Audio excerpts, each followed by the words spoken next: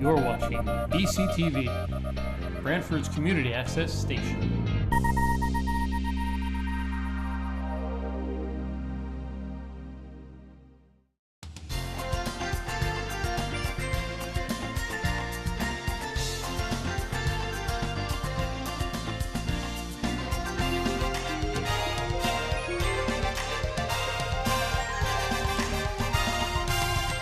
Again, everyone, welcome to another Round the Town with Henry and Frank. I'm Frank Toohill. Henry Pond is on vacation. Rob Baldo is operating the camera for us today. We are here at the 3rd annual Branford Rotary Club Classic Car Show, this year held on the grounds of the Branford Alps Farmers Market. There's a lot of people here and a lot of beautiful classic cars. And we're going to be meeting the people here that are behind this great show and also some of the people that are coming by to look at these fantastic automobiles. I'm standing between two British-made classic cars. Over on this side is a 1974 GT Harvest Gold color owned by Wink and Betty Brainerd. The car is in absolutely perfect condition. The paint job is magnificent. The spokes down here on the tires are all perfectly look like new. The car is in terrific shape. Obviously owned by a car enthusiast. And over here on this side is a 1957 MG owned by Glenn Mallory. And Rob is looking in at the engine and you can see that there's not one bit of oil or grime in there. It's just in pristine shape. Two examples of the great cars that we're going to be showing you today here at the 3rd annual Branford Rotary Club Classic Car Show. Now, all proceeds from the show today go to the Branford Rotary Charitable Events Organization. And the Branford Rotary Club does a lot of good things in town. And if you come here today and buy something, that's where the money goes. They also support Take a Vet Fishing, and also U.S. Marine Justin Eldridge, the Children's Education Fund. What happens today is every car that comes in pays a $10 entry fee, and the first 150 cars get a dash plaque and goodie bag. Plus, at the end of the show today, there's trophies and raffle prizes are given out by the Branford Rotary Club. You have any questions about the Rotary? You can contact the Branford Rotary at www.branfordrotary.org. I'm here with the Rotary Club of Branford President Dave Cosma. How you doing, Dave? I'm doing great today. We have a beautiful weather day for this today. It's true, and there's a big crowd here, and the cars are magnificent. I'm just looking over in that direction, and I see there's a Maserati here. Yes, there is. Plus a Ferrari.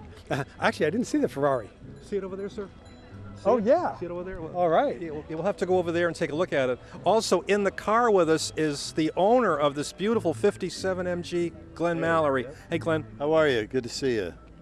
Your car is magnificent. Thank you. Thank you. It was restored in '09.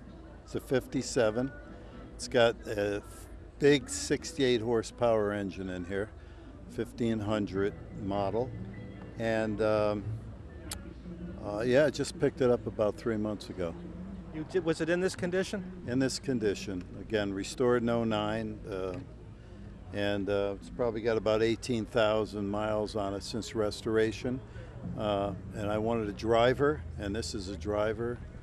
And I just, in 2 months, I've put 1,800 miles on it. That's great. Drive it every day. You want to hear me start this up? Yes, I'd like to hear. You want to hear him start the car, Dave? Absolutely. There you go. That's as, what, Now. smooth as silk. Pretty close to smooth as silk. But yeah, that's all a 68 horsepower of it, 1489 cc engine. I understand that MG is back in production in England. Is that right? Yes, That's they great. are. They're building modern cars. They're very small. They don't have a big market here in the U.S. These cars were such classics. Right. This, after the war, MG's big market after the Second World War was the United States. So most of those TDs were shipped here, and the A model, when it came out, this again, 100,000 plus were sold here in the U.S. So this was their as a matter of fact, right now we could sell these back to the British for a lot higher than what we're buying them for here. We can actually do that. Wow. They're looking for them. That's great. Well, that's good to hear. No, it's such a beautiful car. It says the MG Car Company, Abingdon-on-Thames, England, Right. Series MGA. Yes, the fella that restored this car was a professional restorer, and he found some reason to put the signs on there. And I'm stuck with them, but that's fine. No, they're nice. You know, that's fine for display purposes. Yeah, no, that's great. Is this the first place that you have taken it, Glenn, to exhibit it?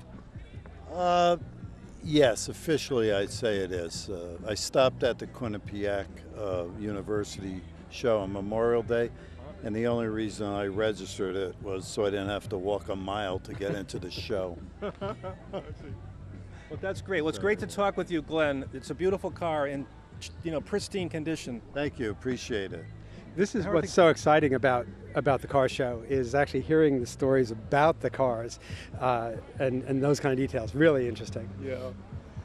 Now, I just wanted to, I'm curious to know, like in the past 2 years, this great show has been up at Van Wilgen's, but you moved it this year. How come?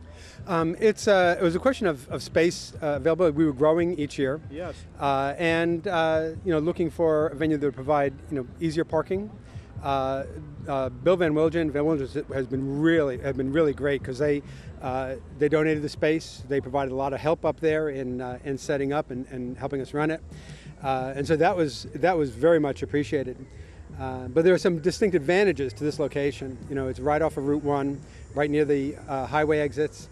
Good flat areas and easy parking, both for the cars and for the spectators. I mean, it seems to be working out really well.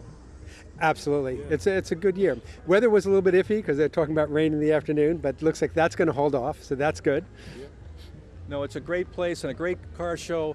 So, if you missed it this year, put it down on your calendar for 2017. It's always like the third Sunday in August, right? That's correct. That's what we shoot for, and some variation might go on when we get close, but that's certainly in August. Yeah. Now, I wanted to ask you about the club and what type of things do you do with the show proceeds? What do you do with the proceeds? Rotary itself, by and large, it's a service organization. So our mission in life really is to serve the community, both locally and worldwide. We have a number of different events during the year. This particular event, the proceeds are all focused on veterans issues. So there are three, that includes this year a Take a Vet fishing program that we participate in. We're going to have our 10th annual Veterans Luncheon to honor veterans, and that'll be coming up in November. This helps us support that. And we're also this year supporting an education fund for the children of a Marine in the state. So that's this particular one. Our other organizations, both in town and around the world, both for education, health, helping the needy, all of that becomes, and that's what makes Rotary such a great organization to be with. Oh, it's true. It really is. It's one of the best. Now, if anybody wants to find out more information about the Rotary Club, how can they get in touch, Dave? There are a couple of ways to do that. You can always check our website, which is branfordrotary.org. You can come to one of our meetings. We meet every Wednesday morning at 7:15 for breakfast at the Parthenon Diner here in Branford. Oh, really? So you're welcome to come join us for that. Those are probably the two easiest ways to toss out to get in touch with us. Well, that's great. Okay, so it's www.branfordrotary.org, and it's it's every Wednesday morning. Every Wednesday morning, 7:15 at the Branford Parthenon, which is on the corner of Route 139 and Route 1. That's correct. Yeah, Thank you. Good. Well, it was great to be with you, Dave. This is a great classic car show today, and great to talk with you. Thank you. Bye-bye now. That's the president of the Branford Rotary Club, Dave Cosma.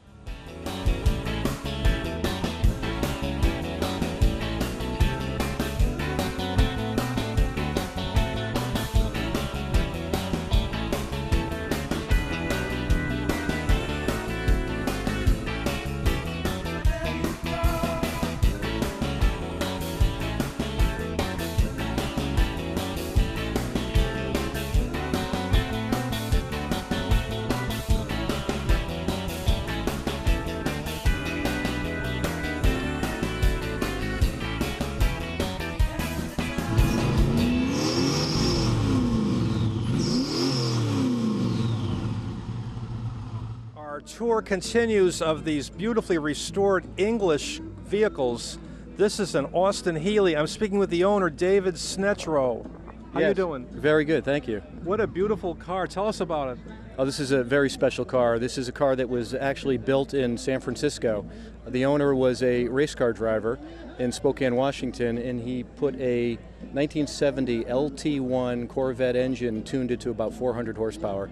But it's a BN1, it's a totally original car, but as you can imagine, the modifications that they had to make in order to accommodate a 400 horsepower, 415 pound torque engine is in a car that's only 1,900 pounds is overwhelming. So, since this has a Corvette engine, what's its top speed? You know what? I couldn't tell you. I couldn't look down at the speedometer and look up fast enough to pull it down. But it's as quick as any car off the line. Yeah, it's got to be, and it's in such beautiful condition. I mean, everything shines in that engine compartment. Yeah, I mean, a lot of care went into the restoration, and I have a book. I'll just show you. The three previous owners put together a book. Every receipt and every build went into the book for the documentation. So I picked it. I was fortunate enough to pick it up about a year and a half ago from the previous owner who had a car collection in the Hamptons, and I used to follow this car on the internet in hot rod magazines, and it was it's a well documented internet car. So then, you've had your eye on picking up this vehicle then for years? Probably about 7 years is the first time I saw it. It came up for sale about 5 years ago, and I missed out on it. And I emailed the owner, and I said, if you're ever looking to sell it, I'd love to have an opportunity. So he contacted you? He did. Now it's yours. April. Now it's mine. And I've taken it to the next level. He was trying to make it look more like a Cobra. So he was trying to create a car that was a cross between a Shelby Cobra and an Austin Healey 100. So we did a lot of work with the wheels. We had to have special wheels made to accommodate the torque of the engine. Otherwise, you would just grind those spokes, to nothing. Now, I see that the engine only has a strap across the top. Does it have a cover? Yeah, I have the hood right here. Oh, the hood is over there. I see. The reason why they called it the Healey the 100 was back in the race days in the 50s. Part of the requirements was to have a strap across your hood so it wouldn't fly up and hit the driver behind you. Oh, I so see. I do put the hood back on, put the strap across, and it goes back to the understated original British version. Oh, I see. So you mean because the cover's over now, cover's open, people can look in and correct, and they I realize want them to appreciate it. Yeah, I see. Well, I'm sure that's what's going on today. It's a magnificent engine, and also I'm looking at the interior. That's in beautifully restored condition too. All restored, polished aluminum dashboard. There's also look at the steering wheel. It just came off. Yeah, the wheel comes off for racing. So this is a car that is built for racing. Well, it's in beautiful shape, and is this the first time that you have shown it? No, as a matter of fact, I was here last year for the second annual Lions Club event at Van Wilgen. Yes. And I'm also a member of the Austin Healey Club of New England. We had an event at Pine Orchard yesterday. You did? I had about 15 cars there, and my hope is to eventually have a British car invasion at Pine Orchard, where I'm going to pit the Jaguar, the Triumph guys, the MG guys, and the Austin Healey guys all against each other for a best in show. Wow. And all proceeds will go. We're going to pick a charity, and hopefully we can have a nice event at Pine Orchard each year. Oh, that's great. That's something to look forward to. Well, thanks very much, Dave Snetro, for being with us. The car's magnificent. Thank you. I appreciate it. But stay with us. I'm with Rob Baldo, and our coverage of the third annual Branford Rotary Club Classic Car Show continues. Stay with us.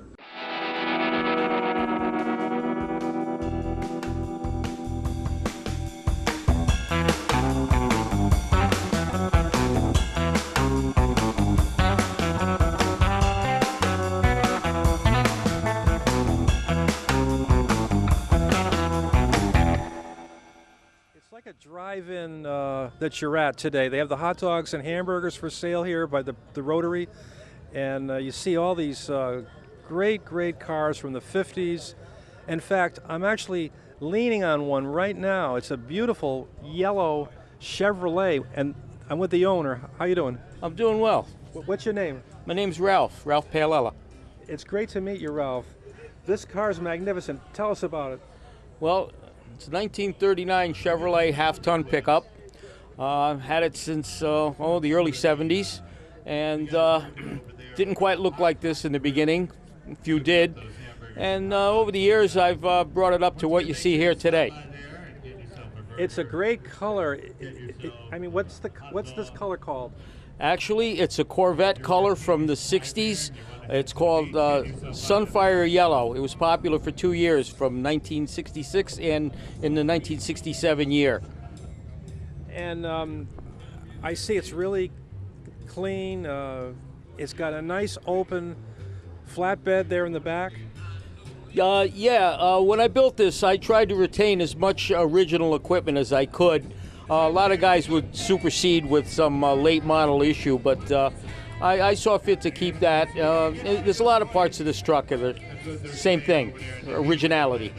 Now I see all the standard gauges in the dashboard. There's the oil pressure, fuel. There's the, of course, speedometer, the water temp. But there's also an instrument over your head. What's that? That's an engine tachometer. It gives me my revolutions per minute. It's very intricate when you have a performance engine. You kind of have to know where that motor's spinning at all times.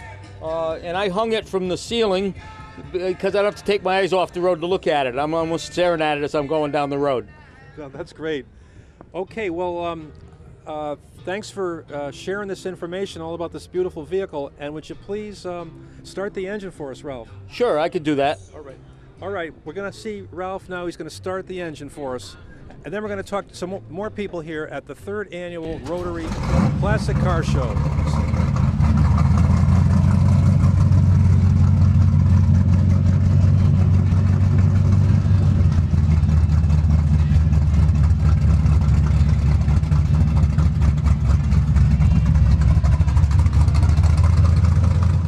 Sitting in a beautifully restored 1956 Chevrolet Bel Air, a magnificent kind of lime green, yellow color, and I'm sitting in a seat, and you know, it's a cliche, but it's true, they don't make them like this anymore.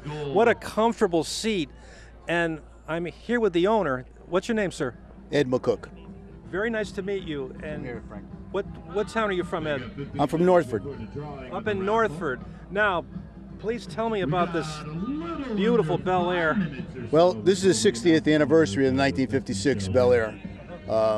This car is got quite a few options.